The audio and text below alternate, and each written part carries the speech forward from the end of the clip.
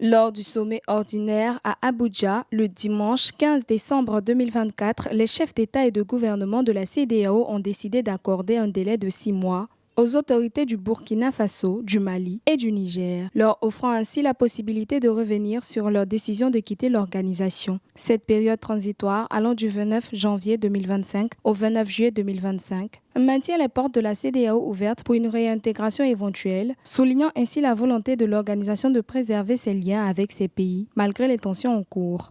Les États de l'AES, en quittant la CEDEAO, ont mis en lumière les insuffisances de cette organisation sous-régionale. Cela a montré que cette organisation d'intégration économique s'est montrée extrêmement politique, donnant l'impression d'être au service de certains intérêts occidentaux au détriment de certains pays de la sous-région. 2 jours avant le sommet, les jeunes du Burkina Faso, du Mali et du Niger ont réaffirmé leur décision irréversible de quitter la CEDEAO, motivée par l'inaction de l'organisation face aux violences djihadistes. De l'avis de certains experts, le retrait définitif des États de l'AES pourrait avoir des conséquences économiques et politiques importantes, notamment sur la libre circulation des personnes et des biens. Le départ de ces trois pays peut laisser comme une espèce de plaie béante au sein de cette organisation.